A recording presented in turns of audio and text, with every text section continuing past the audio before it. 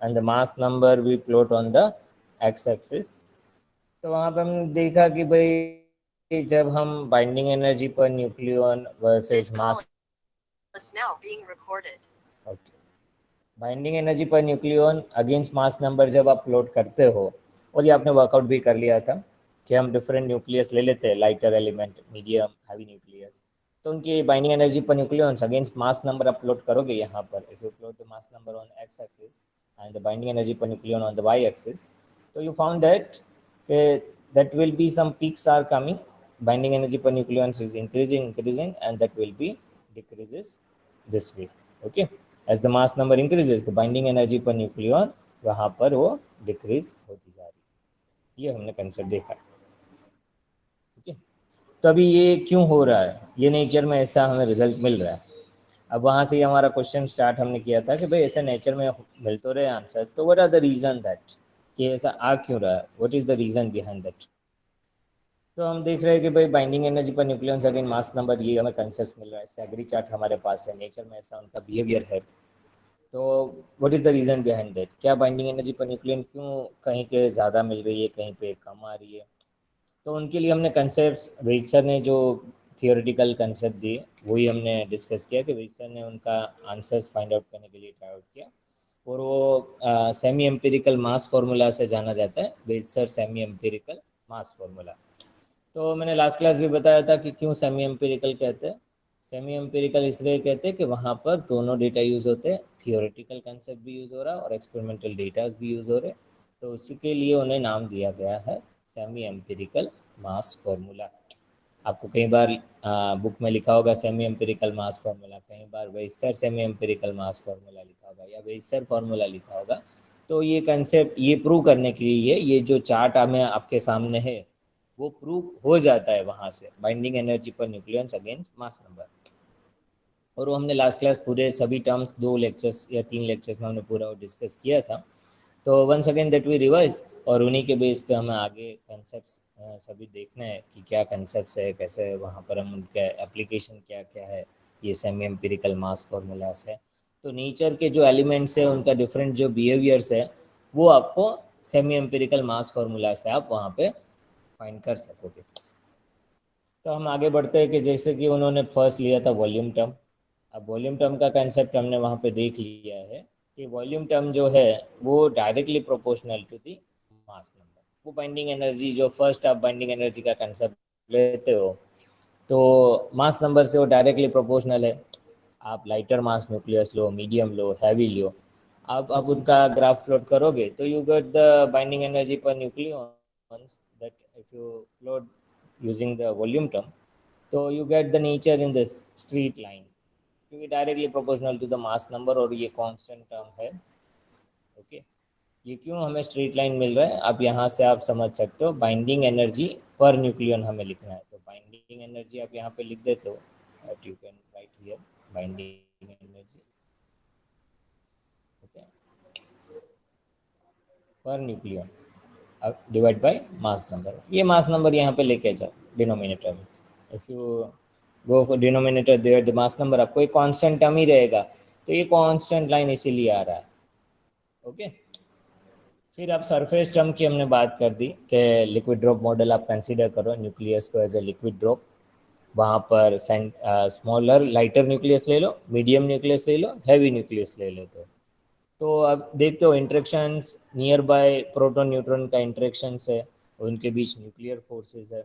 Okay, उनके बीच interactions भी है, proton proton proton neutron nuclear force. और अभी कूलम्ब फोर्स की हम बात नहीं कर रहे, लेकिन न्यूट्रॉन आप न्यूक्लियर फोर्स या न्यूक्लियर फोर्स की बात कर रहे हो तो that will be the strong nuclear force you can found inside the nucleus.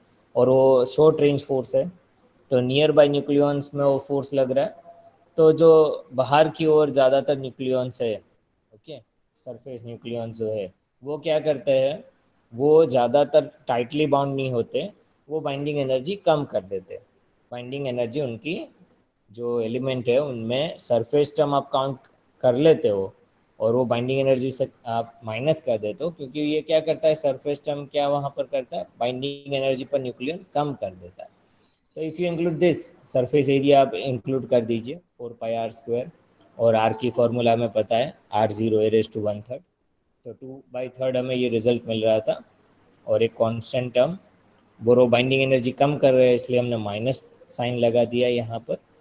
Okay, तो हमें दो टर्म मिल जाती है, एक तो वॉल्यूम टर्म आ जाता है, सरफेस टर्म। अब आप ग्राफ प्लॉट करते हो by using this two terms, आपने ये दोनों टर्म यूज करके वहाँ पर ग्राफ प्लॉट करने के लिए आप ट्राई करोगे तो आपको नेचर कुछ इस तरह से मिलेगा। You found the nature like that.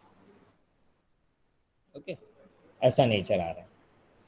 अब थर्ड हमारा क्लासिकल और एक कंसेप्ट हमने लिया था वहाँ पर वेट सर ने जो डिस्कस किया है, कूलम्ब टर्म। तो कूलम्ब टर्म में रिपल्सिव फोर्स है, proton proton as a repulsive force. अब रिपल्सिव प्रोटॉन प्रोटॉन पेयर कितना बन रहा है, तो हमने पेयर के कंसेप्ट देख लिए थे कि भाई वहाँ पर आप पेयर फाइंड आउट करोगे तो z into Z minus 1/2 divide by 2 है, वो कांस्टेंट टर्म यहाँ पर आ जाता है। That will be found in this region, AC is a constant.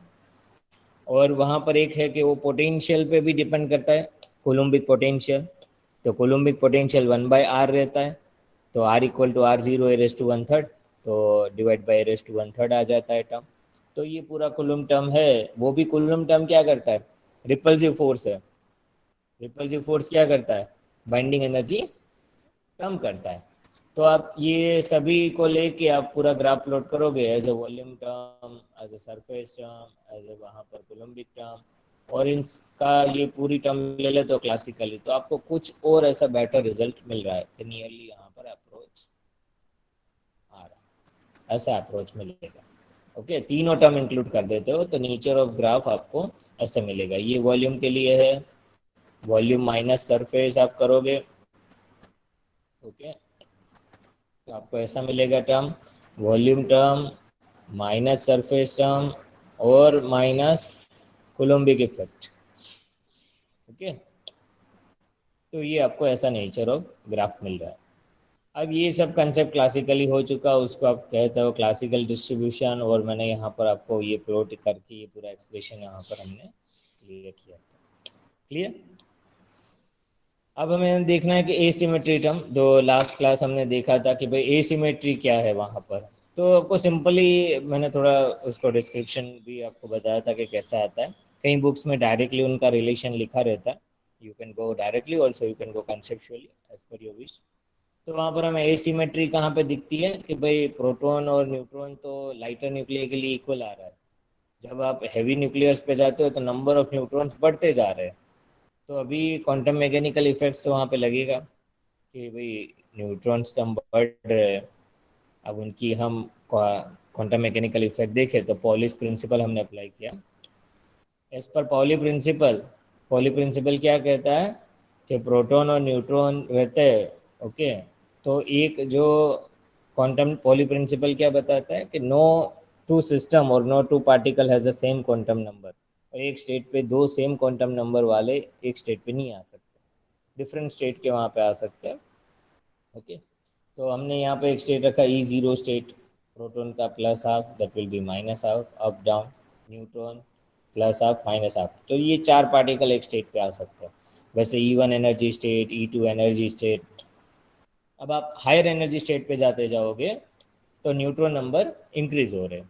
ये बताता है एसिमेट्रिक इफेक्ट, ये यहाँ पे सिमेट्री नहीं रहती है। ओके, कई बार प्रोटॉन एक सिंगल आ जाता है, कई बार न्यूट्रॉन सिंगल आ जाता है, वो पेयरिंग इफेक्ट में भी हम कंसिडर कर सकते हैं। तो ये एसिमेट्री इफेक्ट कैसे हमें करना है, तो यहाँ पे क्या है, मेन तो नंबर ऑफ न्यूट्रॉन एक्सेस है, तो n माइनस जेड का रिलेशन आपको याद रखना है। एक तो n माइनस जेड का रिलेशन आपको यहाँ पर सिंपल याद रखना है, और उसका करेक्शन टर्म आप देखोगे वो हमने डिराइव करके भी देखा, तो n-z² आपको मिलेगा। Okay, n-z²। और सेकेंड इफेक्ट क्या है, डेल्टा इफेक्ट, पेयरिंग। डेल्टा मतलब शिफ्टिंग, जो एनर्जी लेवल्स डिफरेंस है वो मास नंबर्स ले इन्वर्सली प्रोपोर्शनल है। तो एनर्जी जो डेल्टा है, जो for delta term, okay, delta is inversely proportional to 1/8। ओके, ये दो टर्म आपको याद रखना है, ये करेक्शन टर्म है, एक्सेस नंबर ऑफ न्यूट्रॉन्स, और दिस, उनको रिलेशंस ऐसे ही बनाना है जो हमें लास्ट रिलेशन मिल रहा है। आप देखोगे तो ये ही रिलेशन आपको मिल रहा है, n माइनस जेड का स्क्वायर डिवाइड बाई ए और ए सिमेट्री कांस्टेंट। तो उनको हमने एनर्जी कंसेप्ट लेके यहाँ पे डिराइव किया था कि equal number of proton and neutrons, उसके लिए एनर्जी स्टेट कैसा होगा। तो हमें E1 मिल रहा था, यहाँ पर हमने ये डिफाइन कर लिया। एक्सेस न्यूट्रॉन है तो उनको हमने E2 डिफाइन कर लिया था, उनके लिए जो रिलेशन मिल रहा है वो ये मिल रहा था। डिफरेंस फाइंड कर दिया, तो डेल्टा न्यू स्क्वायर बाई 2।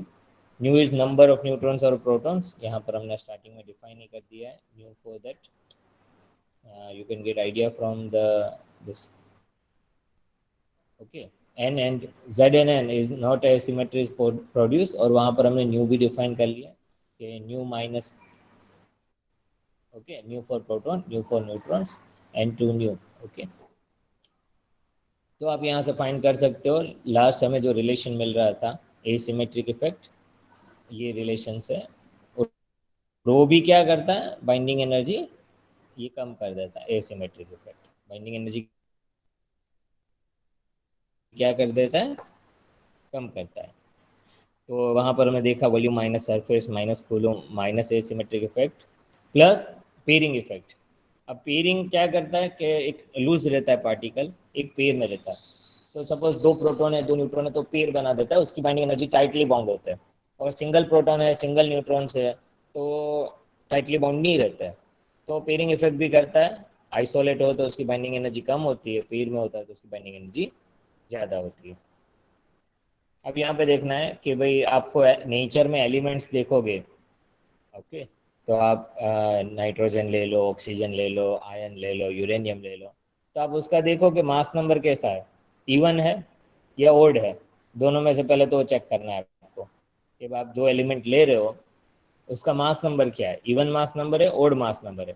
फिर उसमें प्रोटॉन और न्यूट्रॉन कैसे है वो आप चेक करो, फिर उसकी बाइंडिंग एनर्जी आपको पता चल जाएगी। जैसे कि इवन मास नंबर है, फॉर एग्जांपल हम ले लेते हैं 7 and 14 ले लेते हैं, मास नंबर इवन है। प्रोटॉन और न्यूट्रॉन कैसे इवन है, नहीं है, तो 16 8 और 16 आप वो एग्जांपल ले लो। तो उसमें प्रोटॉन भी इवन है, न्यूट्रॉन भी इवन नंबर है, ये ई फॉर इवन, तो उसकी बाइंडिंग एनर्जी हाई होगी। और आपको जो डेल्टा टर्म है वो पॉजिटिव लेना होगा, मतलब ये फॉर्मूला में ये पॉजिटिव ऐड होगा। ओके, वो बाइंडिंग एनर्जी बढ़ाती है। ओके, अब आप इवन ले लेते हो, suppose 7 and 14 nitrogen, okay, 14 even number है, चलो इवन नंबर आ गया। प्रोटॉन कैसा है, ओड है। न्यूट्रॉन नंबर कैसा है, ओड है। बाइंडिंग एनर्जी कैसी आएगी उसकी, लो होगी, वो नेगेटिव होगा। तो ये जो एक्सप्रेशन है उसमें माइनस डेल्टा होगा, वो बाइंडिंग एनर्जी कम करती है। ये पेयरिंग इफेक्ट है।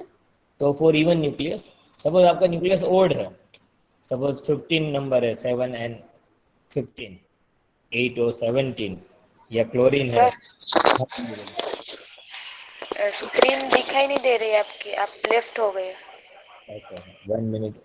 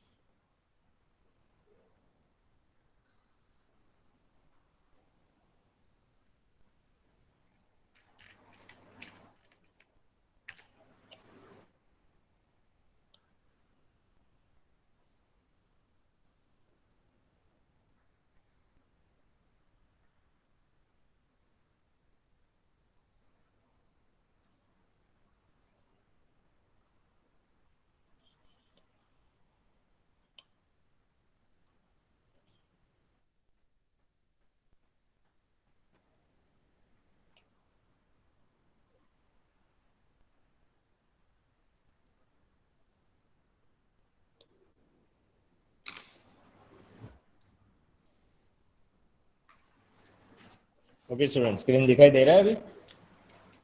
Yes sir. ओके, अच्छा है कि आपने बता दिया।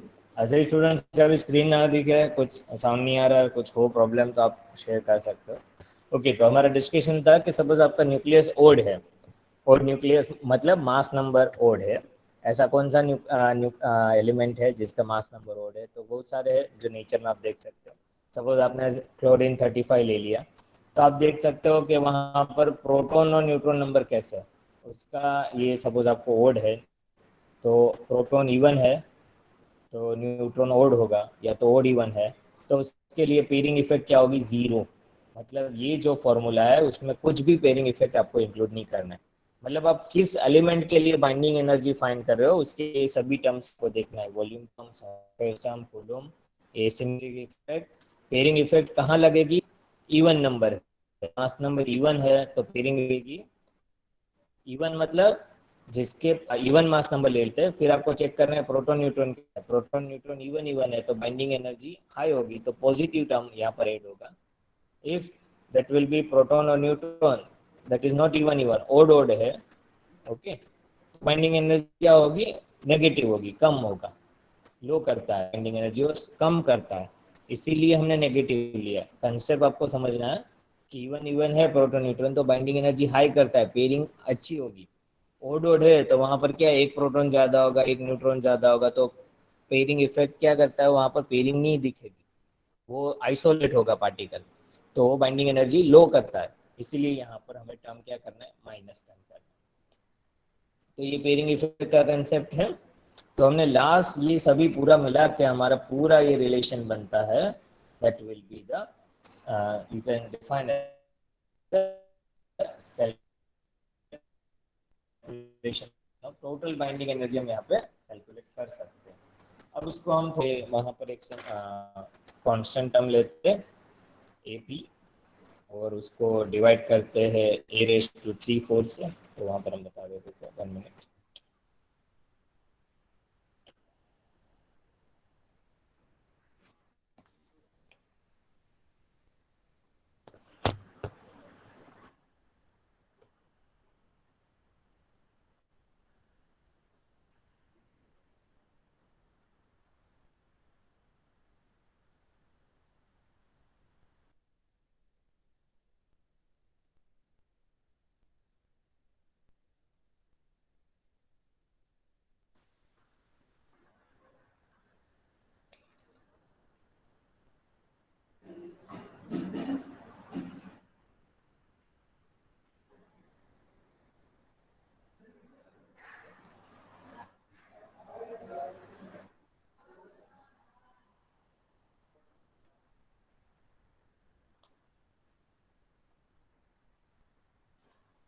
ओके स्टूडेंट्स, तो अभी हमने पूरा रिलेशन हम लिख लेते एक बार properly, that is we get the binding energy, okay.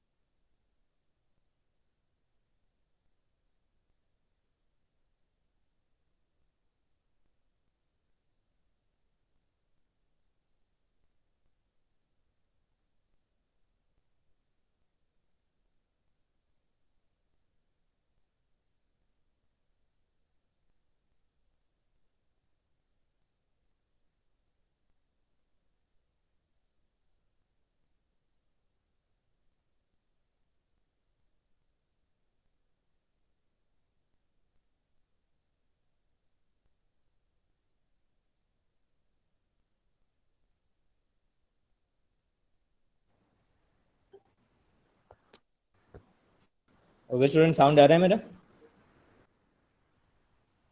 Yes sir. हाँ सर, अभी आ रहा है। ओके, अभी देखो ये कांस्टेंट टर्म जो है वो मैं आपको लिख रहा हूँ यहाँ पर, that volume term that will be 15.5 में बी, सरफेस का जो कांस्टेंट टर्म है as that will be 16.8 MeV, Coulombic जो टर्म है उनकी आप कांस्टेंट वैल्यू आप लिख लीजिए, the constant value for that will be A C very माइन उनकी कम रहती है, you can write A C equal to that will be 0.72 MeV. Okay, Coulombic effect AC, then asymmetric term उनकी सबसे ज़्यादा रहता है A S double Y M, asymmetric जो कांस्टेंट है उनकी जो वैल्यू है that will be 23 MeV. Okay, asymmetric जो कांस्टेंट टर्म है, okay you write in a small A और इन अ कैपिटल ए, हमने वहाँ पे स्मॉल ए से एक्सप्रेस किया इसलिए हम स्मॉल ए से लिखते हैं, और ए पी जो पेयरिंग इफेक्ट रहता है वो उनसे भी ज़्यादा है, तो आपको कौन सा मास नंबर है उन पे डिपेंड करेगा, ओड है तो कुछ भी पेयरिंग इफेक्ट नहीं होगा, इवन होगा तो पेयरिंग इफेक्ट आपको मिलेगा, that A P which is equal to 34 MeV उतना रहेगा। वंस अगेन वी रिवर्स, आपको क्या लिखा है, वॉल्यूम जो कांस्टेंट है 15.5 MeV, A 16.8 MeV, that A C Coulombic effect 0.72 MeV, asymmetry term 23 MeV, और ए पी जो कांस्टेंट पेयरिंग इफेक्ट है, कांस्टेंट टर्म जो है उसको हम लिखते हैं 34 MeV। अब ये पूरी फार्मूला में ये कांस्टेंट आप ले लीजिए, फिर यहाँ पर आपको पता होगा ये वॉल्यूम टर्म कूलम टर्म सब कुछ यहाँ पर आपके पास है, ये कांस्टेंट टर्म है। कोई भी न्यूक्लियस आप ले लीजिए, सपोज आप हीलियम ले रहे हो तो उसका मास नंबर नॉन है, तो वहाँ पर 4 आएगा Av/4, फिर सरफेस टर्म माइनस कर दीजिए, सरफेस का कांस्टेंट ले लीजिए और 4:2/3, फिर कॉलम टर्म ले लीजिए, उसमें ए सी जेड हमें पता है हीलियम के लिए 2 × 2 - 1 मास नंबर पता है, तो ये पूरा एक हो गया आपका क्लासिकल डिस्ट्रीब्यूशन से, माइनस एसिमेट्रिक इफेक्ट एसिमेट्रिक का constant into that you can write here for that, minus asymmetry का जो भी कांस्टेंट है वो यहाँ पे लिख लीजिए, minus that you can write asymmetry term, okay, into n - z the whole square, आप यहाँ पे n- जो एक्सेस न्यूट्रॉन है वो फाइन कर लीजिए, वहाँ पर कितने होंगे, n - z आप करोगे तो वहाँ पर आपको ये सिमेट्रिक इफेक्ट तो नहीं दिखेगा ज़्यादा, क्योंकि 2 प्रोटॉन है 2 न्यूट्रॉन है, तो n - z तो क्या हो जाएगा, वो जीरो होगा फॉर हीलियम के लिए, ऐसा सभी आप यहाँ पे फाइन कर सकते हो, n - z the whole square divide by A, और प्लस और माइनस डेल्टा, ये यहाँ पर रहेगा एसिमेट्रिक, ये पूरी बन जाती है बाइंडिंग एनर्जी का फॉर्मूला, क्लासिकल प्लस ये क्वांटम मैकेनिक्स दोनों आप अप्लाई कर लीजिए, कैलकुलेट कर दीजिए तो आपको एग्जैक्ट वहाँ पे बाइंडिंग एनर्जी मिल जाती है। फिर आपको क्या करना है, उससे मास नंबर से डिवाइड कर दो जो बाइंडिंग एनर्जी मिल जाए, तो एक्चुअल जो रिजल्ट आ रहा है बाइंडिंग एनर्जी पर न्यूक्लियन, आप ये सभी टर्म से कैलकुलेट करोगे तब जाके exact binding energy for particular nucleus और पर्टिकुलर एलिमेंट आप फाइंड कर सकते हो। आप हीलियम ले लीजिए, आप ऑक्सीजन ले लीजिए, आप आयन ले लीजिए, ओके, जो नेचर में उसका जो बाइंडिंग एनर्जी पर न्यूक्लियन का नेचर है वो आपको एग्जैक्टली ये नेचर पे यहाँ पे देगा। लेकिन यहाँ पर और एक वहाँ पर एक इफेक्ट है कि जो हीलियम है, जो भी जैसे कि पेयरिंग टर्म है 4, 8, नंबर 12, 20, 28, 56, 128, उसके लिए ये रूल लागू नहीं पड़ता है, ये लिक्विड ड्रॉप मॉडल से कई न्यूक्लियस जो है उसको आपको वहाँ पर रिजल्ट्स नहीं मिल रहे हैं, ये क्योंकि हायर पेयरिंग इफेक्ट आ रही है, तो वो लिक्विड ड्रॉप मॉडल से उनका आंसर नहीं मिल रहा है, तो उनके लिए हमें क्या देखना होगा कंसेप्ट, वो सेल मॉडल से मिलता है, जो मैजिक नंबर है, जो मैजिक नंबर हम डिफाइन करते हैं 4, 8, 20, 28, 52, ओके, 82, 56, 82 एंड 126, वो सभी मैजिक नंबर है जिनके प्रोटॉन और न्यूट्रॉन नंबर जो रहता है ये नंबर में, उसको मैजिक नंबर कहते हैं। उसके लिए एग्जैक्ट यहाँ से आंसर नहीं मिलेगा लिक्विड ड्रॉप मॉडल से, उसको पूरा आंसर हमें सेल मॉडल से मिलेगा, वो एक हमारा नया टॉपिक होगा पूरा सेल मॉडल कंसेप्ट, और उसके बेसिस पे भी नेट के क्वेश्चंस आते हैं। अभी हमें इससे क्या रिजल्ट मिल रहा है वो डिस्कस कर रहे हैं हम अभी। तो इसको आपको नेचर तो ये मिल ही जाएगा। आप ये पूरी बाइंडिंग एनर्जी का कांस्टेंट टर्म ले लीजिए। कोई भी न्यूक्लियस का मास नंबर आपका नोन है, आप जो भी न्यूक्लियस ले रहे हैं आपको proton and mass number known है, रख दीजिए। प्रोटॉन, न्यूट्रॉन और मास नंबर ये पूरी फॉर्मूला में रख दीजिए। कांस्टेंट टर्म मैंने दे दिया है आपको, यहाँ पर लिख दिया है। तो ये कांस्टेंट टर्म आप यूज़ कर लीजिए पूरा और कैलकुलेट कर सकते हो। तो आप ऐसे 3 एलिमेंट के लिए आपको अभी करना है, अभी कर सकते हो या तो होमवर्क में लिख लो, होमवर्क फिर भूल जाते हो। ये फार्मूला लिख लीजिए, कांस्टेंट टर्म यूज़ करना है। 3 न्यूक्लियस मैं किसी भी स्टूडेंट्स को कल पूछूंगा। I will take also lecture on tomorrow also, क्योंकि अभी 3-4 छुट्टियाँ आ गई यहाँ पर। बीच में जितना ब्रेक आता रहेगा हमारे टच कम होता है, इसलिए कंटिन्यू कल भी हमें टाइम मिले तो हम एक I will take one lecture tomorrow, तो हम और यहाँ पर डिटेल कंसेप्ट पढ़ पा रहे हैं।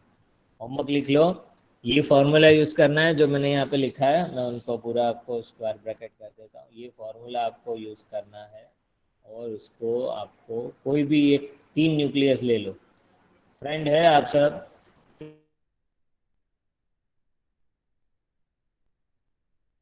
और बाइंडिंग एनर्जी पर न्यूक्लियन क्या मिल रहा है आपको फीलिंग रहेगा कि हाँ वेद सर ने जो ये डिराइव किया है, आपको क्या सही में वो रिजल्ट आ रहे हैं या नहीं आ रहे। आप चाहे घर पे एक्सेल में भी कर सकते हो। एक्सेल में एक बार ये आप प्रोग्राम रख दोगे तो फटाफट जो भी न्यूक्लियस का जेड नंबर दे दोगे, न्यूट्रॉन नंबर दे दोगे और मास नंबर दे दोगे, तुरंत कैलकुलेट करके वो दे देगा। लेकिन एक्सेल में आपको ये पूरा फॉर्मूला फिट करना होगा। तो आपके लिए आज का टारगेट है या होमवर्क के लिए, आपको आज फ्री टाइम में आफ्टरनून में ये पांचों टर्म को यूज करके 5 न्यूक्लियस, मिनिमम 3 और मैक्सिमम 5 आपको ट्राई करना है। या तो आप प्रोग्राम बना देते हो एक्सेल में ये पूरा फॉर्मूला, तो चाहे जो भी न्यूक्लियस दे सिर्फ आपको ए, मास नंबर, प्रोटॉन नंबर और न्यूट्रॉन नंबर रख के बाइंडिंग एनर्जी कैलकुलेट करना है। और लास्ट कॉलम में आपको बना देना है बाइंडिंग एनर्जी पर न्यूक्लियन। फिर आप तुरंत ग्राफ प्लॉट कर सकते हो, ये आपको ग्राफ मिल जाएगा। बाइंडिंग एनर्जी पर न्यूक्लियन इन एमईवी कैलकुलेट करना और मास नंबर। तो ये सब कॉन्सेंट टर्म मैंने एमईवी में ही आपको यहाँ पे रिप्रेजेंट किए। ये जो रिजल्ट है, ये जो कॉन्सेंट टर्म है, वो हमारे थियोरेटिकल भी वहाँ पर लिया है, डिवाइड बाई 2 आता है तो वो लिया है, प्लस एक्सपेरिमेंटल भी कंसेप्ट लिया है। तो ये आपको यूज़ करना है, स्टैंडर्ड रिजल्ट है।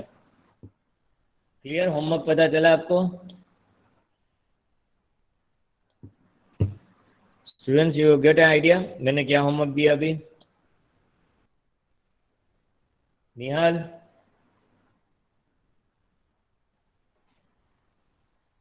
Yes sir. क्लियर हुआ ना होमवर्क?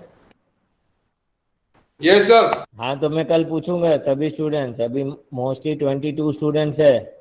फोटो का फोटो लेना हो तो ले लो ये फार्मूला का, ये आपको रेफरेंस बुक से भी ये फार्मूला सेम मिलेगा आपको। ओके, 5 न्यूक्लियस लो, मिनिमम 3 मैक्सिमम 5, और चाहे एक्सेल में कर सकते हो जो स्टूडेंट्स, वो इजीली जितने भी न्यूक्लियस के लिए फाइंड करना होगा आप आराम से ये फार्मूला से फाइंड कर सकते हो। एक बार आज आपको ये ट्राई करना है ये फाइंड करने के लिए। ओके, अब हम यहाँ पे उनकी और कंसेप्ट देख लेते हैं कि अब हम ये फार्मूला से कितनी सारी एप्लीकेशन है, क्या क्या फाइंड कर सकते हो, थोड़ा वो डिस्कस कर लें। आज ये नेटवर्क इश्यू है, बाकी तो मुझे लिखकर आपको थोड़ा समझाना था। ओके, अभी आई विल ट्राई, अभी कुछ लिखा जा रहा है यहाँ पर तो पहले मैं ट्राई कर लेता हूँ। 1 minute.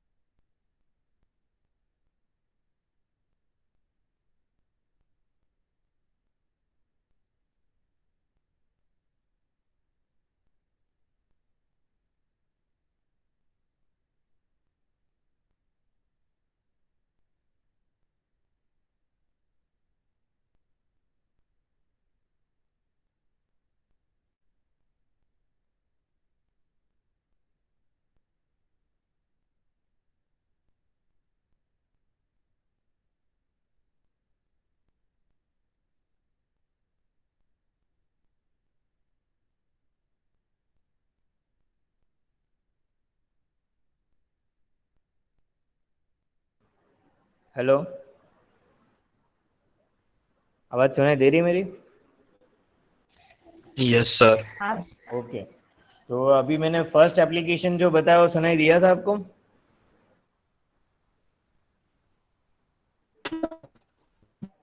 First application.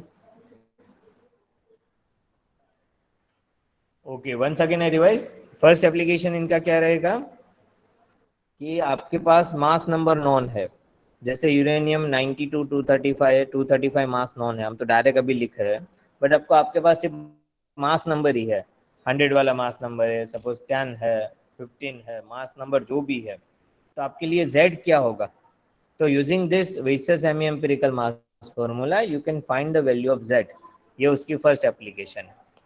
Second application आप देखोगे तो आइसोबार जो है, आइसोबारिक फैमिली, आइसोबार किसे कहते हैं?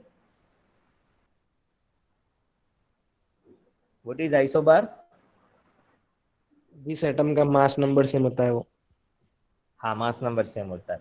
तो जो भी आइसोबारिक फैमिली है उसमें क्या रहता है, आप नेचर में देखोगे तो कई आइसोबार स्टेबल है, कई आइसोबार डीके कर रहे, नियर बाय, मास नंबर तो उसका सेम है लेकिन नियर बाय उसके प्रोटॉन नंबर डिफरेंट है, जैसे कि ओड मास नंबर वाले लेते हो, या तो if you found the even mass number, okay, उसमें आइसोबारिक फैमिली लो, तो आइसोबारिक फैमिली में कोई एलिमेंट स्टेबल है, कोई कोई डीके कर रहा है, इधर बीटा माइनस डीके और बीटा प्लस डीके करके स्टेबिलिटी की ओर आ रहा है।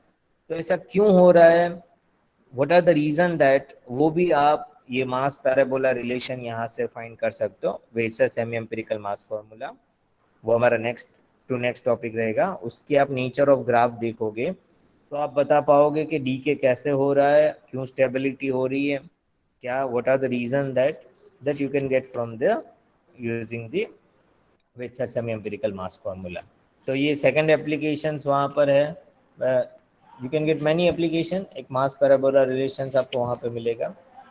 देन सेकंड यू कैन, जो Weizsacker semi empirical mass formula है उसके लिए आप देख सकते हो कि डीके जो नेचर में हो रहा है, न्यूट्रॉन डीके हो रहा है, प्रोटॉन, आप neutron decay, alpha decay, beta decay, कब डीके हो सकता है, वोट डीके होने की कौन सी कंडीशंस होगी, वो भी आप सेमी एम्पिरिकल मास फार्मूला से वहां पर बता सकते हो बाय कैलकुलेशंस कि ये पार्टिकल्स में अल्फा डीके हो सकता है या नहीं हो सकता है, यूजिंग दैट कैलकुलेशंस। तो ये सब उनकी एप्लीकेशंस है, और बहुत सारे भी एप्लीकेशंस आप फाइंड आउट कर सकते हो फ्रॉम रेफरेंसेस, जो हमारे एज पर अवर सिलेबस, ये हमें दो तीन एप्लीकेशंस हमें डिस्कस करना है। ओके, अभी आपके सेट कोई क्वेश्चन हो, लास्ट 10 मिनट्स है, 11:50 will be done, any questions तो यू विल आस्क। आज थोड़ा नेटवर्क इशू रहा, मतलब मैं लिख के आपको नहीं समझा पा रहा हूँ, लेकिन जो अब तक हमने पढ़ लिया उसका रिवीजन कर लिया है, आपको मैंने होमवर्क दिया है, और ये एप्लीकेशंस पॉइंट ऑफ व्यू है। I will take tomorrow one lecture और उनके लिए हम डिराइव करेंगे कि क्या कंसेप्ट हैं। If you have any questions और एनी डाउट और any something new has to tell, you can tell.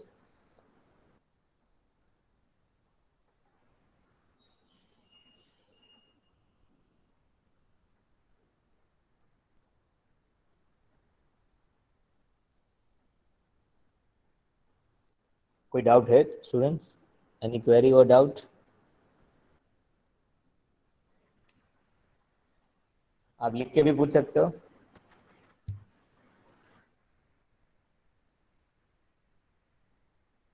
कोई टॉपिक ना भी समझ आया हो स्टूडेंट्स तो आप ड्यूरिंग द लेक्चर टाइम पूछ सकते हो, अभी भी पूछ सकते हो, बाद में भी कभी भी पूछ सकते हो, लेकिन साथ साथ आपके ये कंसेप्ट क्लियर होते जाएंगे, तब जाके आपको आगे समझ आएगा कि ये किस तरह से हम कंसेप्ट लेके आगे चल रहे हैं। सिलेबस में हमने जो देखा, जो फर्स्ट यूनिट का हमने एक पैरा था वो कंप्लीट किया। अभी ये यूनिट 3 से लिया है क्योंकि वो सीक्वेंस में नहीं है हमारा सिलेबस, अगले यूनिट 3 का हमें पूरा ये लिक्विड ड्रॉप मॉडल स्टडी कर लेना है, तब जाके आप अल्फा बीटा गामा डी के समझ पाओगे कि पार्टिकल डी के कब करता है। हम कहते हैं ना नेचर में वो स्पॉन्टेनियसली डी के हो रहा है, तो उसके पीछे जो रीजन है ये सब है, Vesara semi empirical mass formula और बाइंडिंग एनर्जी का कंसेप्ट है। तो ये स्टडी कर लेते हैं, फिर हम डी के पार्ट में आएंगे, फिर सेल मॉडल और फिर एलिमेंट्री पार्टिकल्स, ये हमारा सेशंस में रहेगा। If any students has doubt तो you can ask. Now we go for attendance.